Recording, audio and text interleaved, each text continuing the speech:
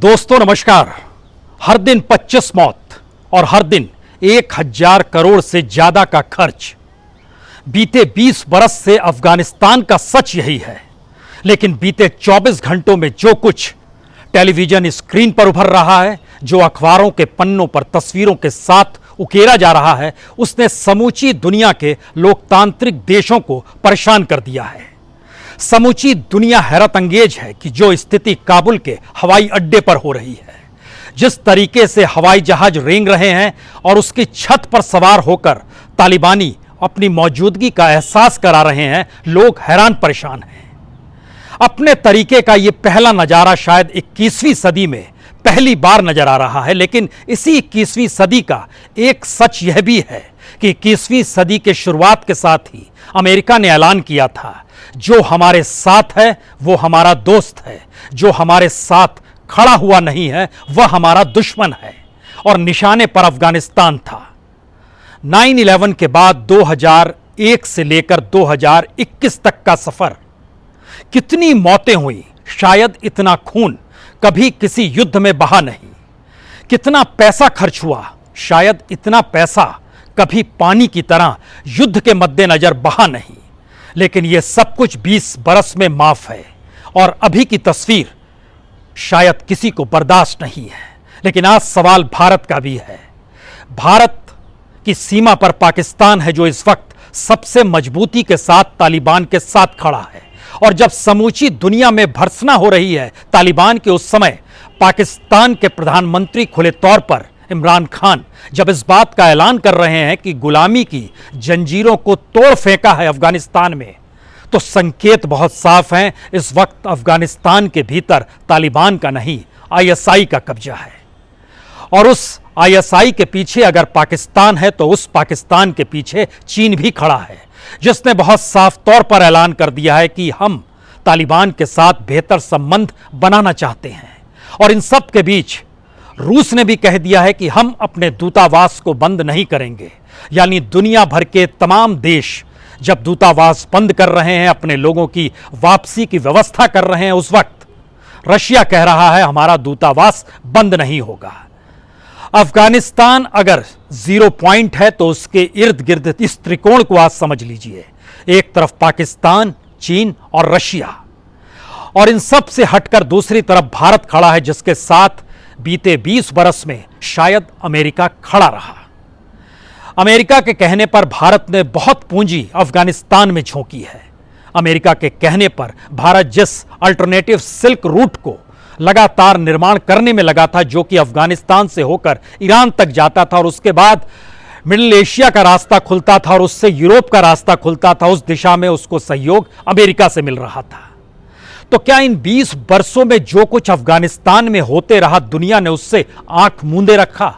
हमें लगता है कि आज एक एक पन्नों को पलटने की जरूरत है, क्योंकि इस वक्त भारत के शीर्ष पर जम्मू कश्मीर और जम्मू कश्मीर के भीतर इस वक्त वहां की जो परिस्थिति और वहां के जो इससे पहले सेपरेटिस्ट कहें, नेता कहें, अलग अलग पॉलिटिकल पार्टीज के लोगों को कहें, जिसे दिल्ली रास नहीं आती है और दिल्ली उन्हें रास नहीं आता है, क्या इन सब के बीच जब कट्टरपंथ, इस्लामिक कट्टरपंथ अगर अफगानिस्तान से जागेगा, पैसा जब चीन से बहेगा, स्ट्रेटेजिक अलायंस जब रशिया का रहेगा और इन सब के साथ ईरान भी खड़ा होगा, तब भारत की सीमा पर खास तौर से जम्मू कश्मीर को लेकर क्या हालात होंगे?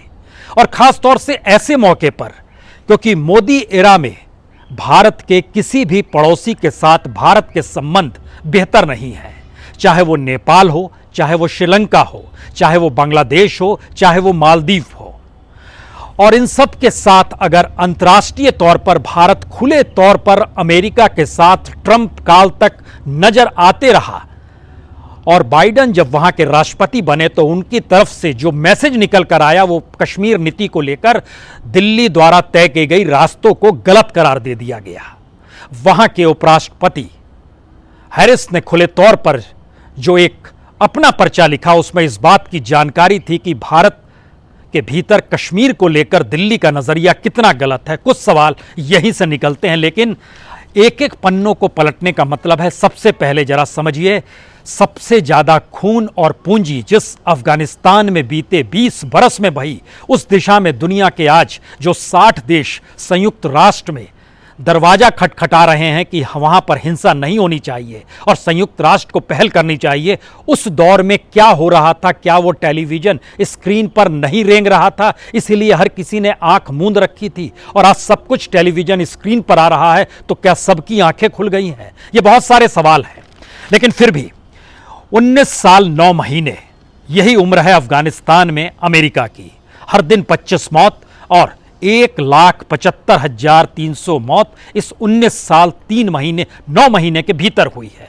इस दौर में हर दिन 1,095 करोड़ रुपया खर्च हुआ है। कुल मिला के ये 80 लाख करोड़ से ज्यादा का बैठता है। और अगर इसको डॉलर में कन्वर्ट कीजिएगा, खर्च डॉलर में ही हुआ है, तो यह 1,083 बिलियन डॉलर है। खर्च जो अमेरिकी सेना पर किया गया, जो अफगानिस्तानी सेना पर किया गया, जो पुनर्निर्माण के नाम पर किया गया और तमाम योजनाओं को लेकर किया गया, अगर उसको भी आप देखेंगे तो कई सवाल आपके जहन में आएंगे। जब तालिबान ने अपने फन काढ़ने शुरू किए और जब वो काबुल की तरफ बढ़ रहा था, तो क्यों आखिर समाज और सेना दोनों के भीतर से वह गुस्सा और वो आक्रोश और वो टकराव और वो सामने खड़े होकर लोहा लेने की स्थिति में क्यों नहीं आ पाए? क्या वो बटे हुए थे? क्या इन सब के बीच अफगानिस्तान के अंदर जो सरकार काम कर रही थी, क्या उसके कोई सरोकार वहां के लोगों से कम होते चले जा रहे थे? या फिर वह थोपी हुई सरकार थी, उसकी लेजिटिमेसी नहीं थी, जिसका जिक्र तालिबान कर रहा है, जिसका जिक्र पाकिस्तान कर रहा है, जिसका जिक्र चीन कर रहा है, जिसका जिक्र रशिया कर रहा है, और हल्के जुबान में इसका जिक्र संयुक्त अरब अमीरात भी कर रहा है और ईरान भी कर रहा है। इन सारी परिस्थितियों में ध्यान दीजिए, अफगानिस्तान की सेना पर 81 बिलियन डॉलर अमेरिका ने खर्च किया है, जो सिर्फ ट्रेनिंग के लिए खर्च किया गया, जो उनको मुहैया कराई गई सुविधा, उसके ऊपर 81 बिलियन डॉलर। अफगानिस्तान की विकास योजनाओं पर खर्च किया गया 44 बिलियन डॉलर। अफगानिस्तान के पुनर्निर्माण पर खर्च किया गया 143 बिलियन डॉलर। अमेरिकी सेना पर जो खर्च हुआ वो 778 बिलियन डॉलर, यानी कुल मिला के 1,083 बिलियन डॉलर। और कितनी मौतें हुई अफगानिस्तान के भीतर? जो आम लोगों की मौत हुई वह 51,163 है, यह सरकारी आंकड़ा है। वहां पर जो मिलिट्री और पुलिस है जो अफगानिस्तान की थी, उनकी जो मौत हुई वह 69,000 लोगों की मौत हुई। जो अमेरिकी और एलाइड फोर्सेस थी, उनकी जो मौत हुई उस युद्ध के दौरान वो 3,586 है। और जो तालिबान और जो उनके साथ जो दूसरे लड़ाके थे, उनकी जो मौत हुई वह भी 51,191 है। यानी कुल मिलाइएगा तो ये तकरीबन 2.25 लाख बन जाते हैं, 1,75,390। इतनी मौतें हुई हैं। अब यहां पर अगला सवाल था कि अगर इस पूरी प्रक्रिया में तालिबान जिंदा कैसे रह गया? तालिबान में ड्रग्स की सप्लाई ना हो, इसको रोक के लिए भी तकरीबन 36 बिलियन डॉलर अमेरिका ने खर्च किए सिर्फ शुरुआती दिनों में ही, और बाद में 45 बिलियन डॉलर और भी दिए गए। लेकिन सवाल सिर्फ इतना भर नहीं है। इन सब के बावजूद जो साल दर साल कमाई चलती चली गई तालिबान की, वो तकरीबन 1.6 बिलियन डॉलर की है। यानी इसको रुपए में कन्वर्ट कीजिएगा तो 11,889 करोड़ रुपए की कमाई हर साल हो रही थी। एक कमाई ड्रग्स से आती थी 416 मिलियन डॉलर, माइनिंग से आती थी 35 मिलियन डॉलर से लेकर 464 मिलियन डॉलर जो 2020 में इसकी कमाई हुई।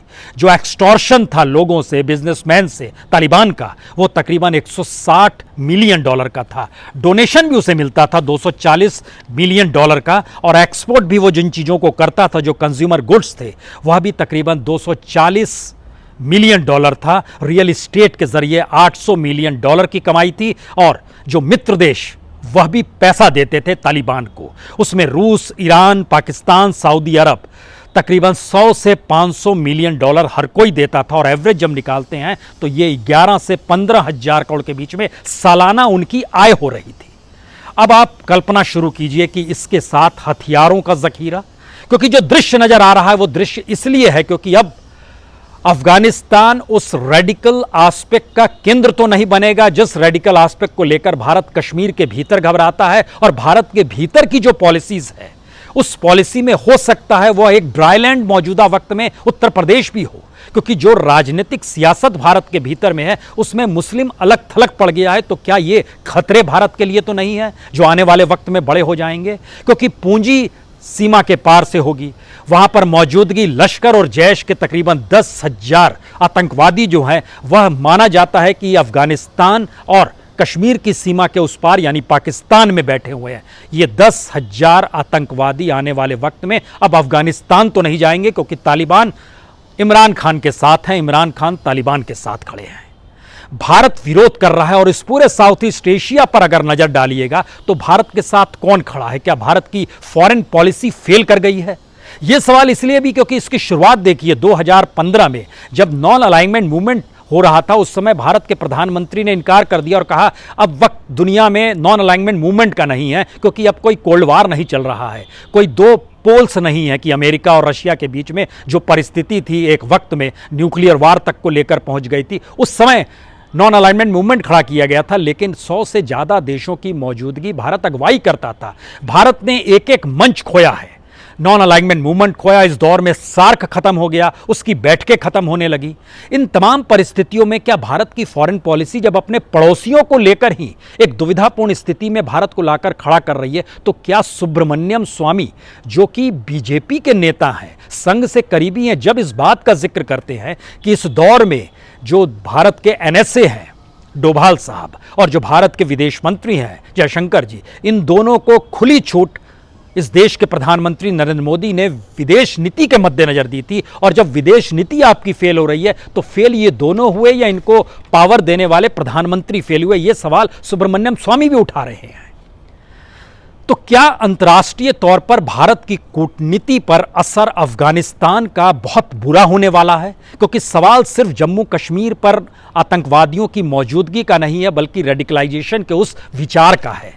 और इस विचार के साए में ही अमेरिका की उस फिलॉसफी को भी समझना होगा। जब अमेरिका में जॉर्ज बुश खड़े हुए थे 9/11 के बाद और खुले तौर पर कहा था जो हमारे साथ है हमारा दोस्त, जो साथ नहीं है वो दुश्मन, और निशाने पर अफगानिस्तान था। हमें लगता है कि आज इन परिस्थिति को अगर आप समझेंगे अमेरिका की, तो अमेरिका में बाइडेन के करीबी अधिकारी कह रहे हैं शायद अफगानिस्तान को लेकर एक भूल हुई।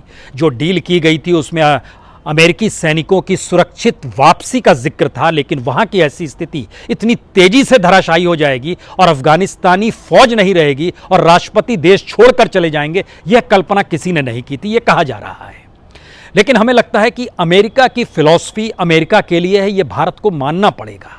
रशिया की अपनी विदेश नीति उसके अपने लिए है, चीन की अपनी विदेश नीति उसके अपने लिए है।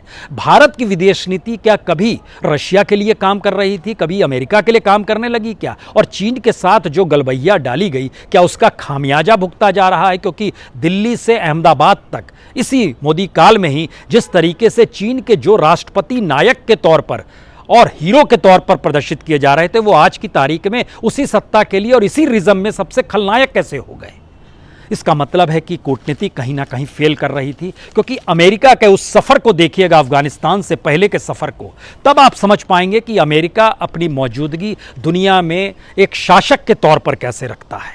और अमेरिका दुनिया का सबसे रईस देश है, अफगानिस्तान दुनिया के सबसे करीब देशों में आता है। सबसे गरीब देश पर सबसे रईस देश ने हमला किया।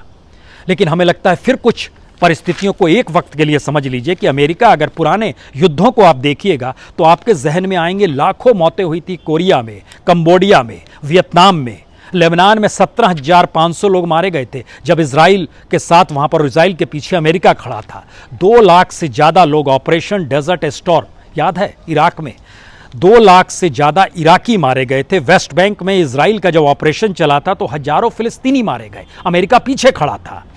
उसके बाद देशों में देखिए, Chile, Haiti, Somalia, Yugoslavia, Nicaragua, El Salvador, Panama, इन तमाम जगहों पर जो टेररिस्ट, जो डिक्टेटर्स, जो जेनोसाइड्स हुए, उस सब के पीछे कहीं ना कहीं किसी ना किसी रूप में क्या अमेरिका की मौजूदगी थी? ठीक उसी तरीके से जब 80 के दशक में रशिया अफगानिस्तान में घुसा था तो अमेरिका मदद कर रहा था तालिबान को, और जब तालिबान के खिलाफ खड़ा हुआ अमेरिका 9/11 के बाद तो रशिया मदद कर रहा था। इस अंतर्राष्ट्रीय कूटनीति में भारत कहां पर है? दुनिया के हथियार के बाजार के लिए ये एक सुनहरी जगह है अफगानिस्तान, जहां पर हथियारों का उपयोग वहां की पॉलिसी के तहत होता है। और उसमें करोड़ों अरबों का खेल होता है और कई देशों की इकोनॉमी ही नहीं बल्कि वहां की सत्ता भी उसी भरोसे चलती है। लेकिन इस दौर में भारत ने इन बातों पर गौर किया या नहीं किया? अंतर्राष्ट्रीय तौर पर भारत की कूटनीति इस दिशा को देख समझ पा रही थी या नहीं पा रही थी? ये सारे सवाल इसलिए क्योंकि हमें लगता है कि कुछ चीन ने आज जिन बातों का जिक्र किया उसे समझ लीजिए। चीन ने आज 4 बातों का जिक्र किया। पहली बात, अफगानिस्तान के लोगों का अपने भाग्य और भविष्य का फैसला करने का अधिकार का सम्मान वो करता है, यानी चीन तालिबान के साथ खुलकर खड़ा हो गया। चीन अफगानिस्तान के साथ दोस्ताना सहयोग विकसित करना चाहता है, खुले तौर पर साथ है। चीन अफगानिस्तान में शांति और पुनर्निर्माण के लिए रचनात्मक भूमिका निभाना चाहता है। इस रचनात्मक भूमिका के पीछे का सच यह है कि जो BRI है, जो बेल्ट एंड रोड इनिशिएटिव है, जिसमें काबुल से लेकर पेशावर तक जो सड़क बननी है और पेशावर से ये CPEC से जुड़ जाएगा, वह चीन के लिए बहुत फायदेमंद है। और आज की तारीख में चीन का सबसे करीबी पाकिस्तान है और पाकिस्तान में ISI अगर तालिबान की अगुवाई करते हुए वहां की सत्ता संभाल चुका है तो फिर आने वाले वक्त में क्या होगा यह सिर्फ आप सोच सकते हैं। पाकिस्तान ने कहा गुलाम की जंजीर तोड़ेंगे, रशिया ने कहा कि हम अपने दूतावास को खत्म नहीं करेंगे। यानी एक स्ट्रेटजी की बड़ी क्लियर आपके सामने तस्वीर निकल रही है। इस पूरे इलाके में अमेरिका गायब हो चला है। अमेरिका अपनी सैनिकों की सुरक्षित वापसी को लेकर ही सिर्फ सक्रिय रहा, इससे हटकर कुछ नहीं रहा। दूसरी स्थिति होती है कि दरअसल ये तालिबान जो है ये पूरे तरीके से धार्मिक मदरसों से उभरा हुआ एक पश्तो आंदोलन है, जिसमें सुन्नी इस्लाम की जो कट्टर मान्यताएं हैं उसका प्रचार है। और ध्यान दीजिए तो उसमें फंडिंग जो की गई वो सऊदी अरब ने फंडिंग की। शुरुआती दौर में जब रशिया वहां पर था और रशिया लौट रहा था, उसी समय इस आंदोलन की शुरुआत हुई। लेकिन अफगानिस्तान में जो भी सत्ता आई वो करप्ट थी, इससे इनकार नहीं किया जा सकता है। इस दौर में संरक्षण अमेरिका का था, भारत वहां पुनर्निर्माण कर रहा था। और जो संसद भी बनी, जिस संसद को करप्ट संसद तालिबान कह रहे हैं, उस संसद की नई बिल्डिंग के लिए भारत ने ही पैसा लगाया और भारत के प्रधानमंत्री ने ही उसका उद्घाटन भी किया। ये सारी परिस्थितियां बताती है कि भारत के लिए कितना बड़ा झटका है अफगानिस्तान में तालिबान की मौजूदगी। और इस नई स्ट्रेटजिक की प्रोसेस में भारत कहां पर खड़ा हो पाएगा और भारत कैसे खड़ा हो पाएगा, यह भी एक सवाल है। क्योंकि पाकिस्तान से तकरीबन 2500 किलोमीटर की सीमा अफगानिस्तान से लगी हुई है। 30 लाख से ज़्यादा अफगानी शरणार्थी जो हैं वो पाकिस्तान में मौजूद हैं। और जो ताशकंद में अगर आप बैठक याद कीजिएगा तो वहाँ पर इमरान खान खुले तौर पर, जो अफगानिस्तान के राष्ट्रपति अशरफ गनी थे जो देश छोड़कर भाग गए, उनसे वह खुले तौर पर झगड़ा करने लगे। तमाम राष्ट्राध्यक्षों की मौजूदगी में ताशकंद में ये झगड़ा हुआ और उन्होंने कहा कि आप गलत कह रहे हैं कि हम तालिबान को आगे बढ़ा रहे हैं, सवाल तो यह है कि आप करप्ट हैं। इसका जिक्र इमरान खान ने ताशकंद की बैठक में किया था।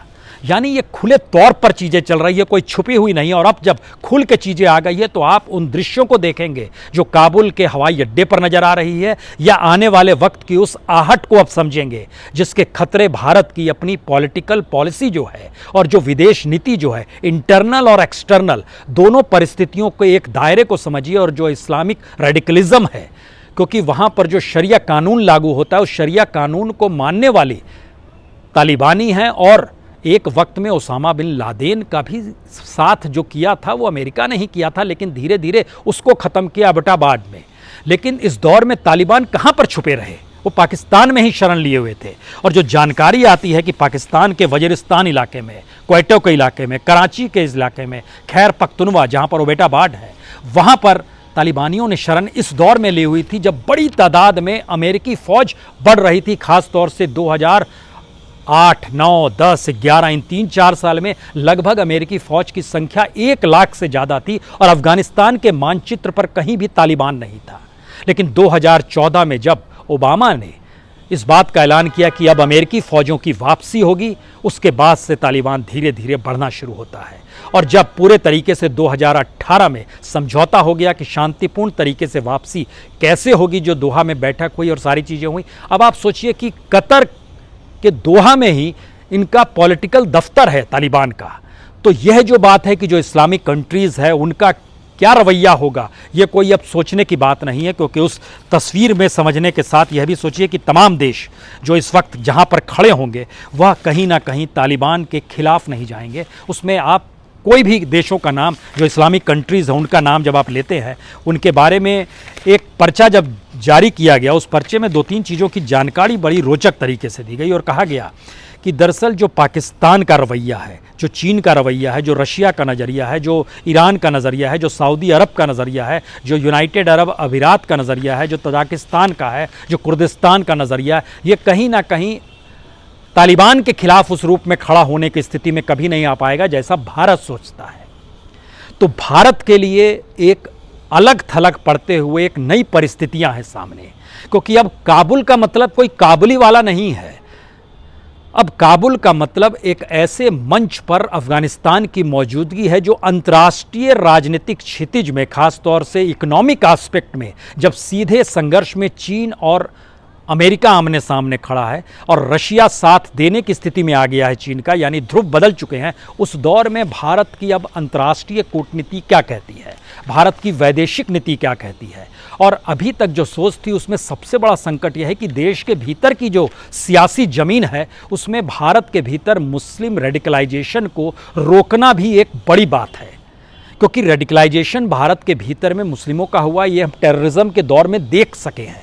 इसका विरोध मुस्लिमों के मॉडरेट लोगों ने बहुत खुल के किया है कि ऐसा नहीं होना चाहिए, लेकिन जब आप पॉलिटिकल धारा से ही उनको पूरी तरह अलग कर देते हैं तब एक सबसे बड़ा सवाल आता है कि अब इस रेडिकलाइजेशन को आप कैसे रोकेंगे और आने वाले वक्त में जो परिस्थितियां बनने वाली हैं उन परिस्थितियों को लेकर क्या वाकई अमेरिका साथ में खड़ा रहेगा, या हम लोगों को एक नए तरीके से, जिस तरीके से नॉन अलाइनमेंट मूवमेंट था, डेमोक्रेटिक स्टेट और सेकुलर स्टेट को लेकर एक नए तरीके से एक अंतर्राष्ट्रीय मंच क्रिएट करना पड़ेगा। क्योंकि अब तो सार्क भी नहीं बच पा रहा है, सार्क की भी बैठक नहीं हो पाई है जब से पाकिस्तान के साथ टकराव हुआ है। लेकिन इन सब के बीच हमको लगता है हम थोड़ी देर के लिए आपको 20 साल पहले ले चलते हैं, क्योंकि याद कीजिए उस समय जो अंतर्राष्ट्रीय गठबंधन बनाया गया था जिसमें अमेरिका ने कहा था जो साथ वो दोस्त, जो साथ नहीं वो दुश्मन, लेकिन उस समय की परिस्थिति क्या थी अमेरिका के मद्देनज़र। जो 9/11 का हमला हुआ था, FBI से उस वक्त तुरंत पूछा गया था क्या वाकई आपको पता है किन्होंने हमला किया। FBI ने कहा अभी जानकारी नहीं है हाईजैकर्स कौन थे, लेकिन उस वक्त सत्ता संभाले हुए बुश ने बहुत साफ तौर पर कहा था हमें पता है किसने हाईजैक किया है। सवाल ये था जो हाईजैक किए थे क्या उनका कोई सुसाइड नोट था? नहीं था। क्या कोई पॉलिटिकल मांग थी उनकी? नहीं थी। क्या कोई ऑर्गेनाइजेशन का क्लेम था? नहीं था। क्या वो ग्लोरी बॉयज़ के तौर पर थे? नहीं थे। ये सारी परिस्थितियां थी, लेकिन उन सब के बीच भी ऑपरेशन एंड्योरिंग फ्रीडम शुरू किया गया था 9/11 के बाद अफगानिस्तान के मद्देनज़र। अब सवाल यह है कि ये पूरी प्रक्रिया में अमेरिका की मौजूदगी दुनिया के मानचित्र पर सबसे ताकतवर देश के तौर पर रही, और 9/11 से पहले एक पर्ल हार्बर ही हुआ था जो अमेरिका पर हमला था। यही दो हमलों ने अमेरिका की नीतियों में बड़ा खास परिवर्तन लाया, जिसने अंतर्राष्ट्रीय तौर पर दुनिया के उन देशों में जो विकासशील और गरीब देश थे उनकी इकनॉमी को प्रभावित कर दिया। आज की तारीख में भारत के सामने सबसे बड़ा संकट इकनॉमी का ही आकर खड़ा है, क्योंकि अब अगर भारत को बहुत ज़्यादा पैसा खर्च करना पड़ेगा सेना के ऊपर, बहुत ज़्यादा पैसा खर्च भारत का होगा उस इंटरनेशनल जो कॉर्डन बन रहा है भारत की सीमा के चारों तरफ, जिसमें पाकिस्तान भी शामिल है। और पाकिस्तान के साथ अगर चीन को हम जोड़ देते हैं तो इसलिए ये मारक है क्योंकि उसके संबंध नेपाल से भारत से ज़्यादा अच्छे हो गए हैं, उसके संबंध बांग्लादेश के साथ अच्छे हो गए हैं, मालदीव के साथ हो गए हैं। श्रीलंका में तो वो भारत से सिर्फ 200 किलोमीटर की दूरी पर उसने वहाँ पर पोर्ट अपने हाथ में ले लिया है जहाँ पर वो सारी पहल खुद करेगा। यह परिस्थिति पहली बार शायद भारत के सामने बिल्कुल नहीं है, और यहीं से शुरू होता है भारत के लिए सबसे बड़ा सवाल। इस दौर में जब आपके पास एक स्टेट्समैन की ज़रूरत इस देश में कूटनीति आंतरिक तौर पर भी और अंतर्राष्ट्रीय तौर पर भी समझने और सुलझाने की होनी चाहिए, क्या वो है?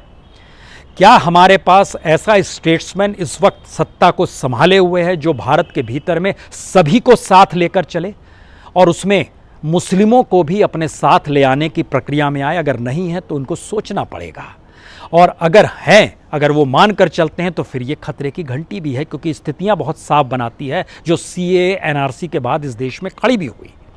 ये सारे सवाल इसलिए है क्योंकि अब भारत के अपनी आंतरिक परिस्थितियों को प्रभावित करने के लिए क्या अंतर्राष्ट्रीय तौर पर ये साउथ ईस्ट एशिया की जो पूरे वातावरण है ये प्रभावित तो नहीं करेगा? ये हो सकता है। और इसमें एक आखिरी बात, क्योंकि सफ़र दर सफ़र जब हम लोग देखते हैं कि इतनी बड़ी तादाद में दुनिया में 20 साल तक अफगानिस्तान में जो प्रयोग होते रहा उसमें एक सवाल ये है कि आईएसआई के बहुत नज़दीकी संबंध लश्कर ए तोयबा और जैश के साथ है और भारत के लिए यही सबसे मुश्किल स्थिति है कि उन टेररिज्म को ज़मीन देने वाले पाकिस्तान के बायकॉट या पाकिस्तान पर सैंक्शन लगाने की स्थिति जो कल तक थी अब नहीं है, क्योंकि अब उसके साथ चीन भी खड़ा है और रशिया भी खड़ा है और जिसको हम टेररिस्ट मान रहे हैं तालिबान को, उसको वो अगर पनाह भी देता है तो वह उसकी अंतर्राष्ट्रीय और विदेश नीति का हिस्सा होगा खुले तौर पर। तब आप क्या करेंगे? यह सबसे बड़ा सवाल और सबसे बड़ी चुनौती भारत के सामने इस वक्त आकर खड़ी हुई है।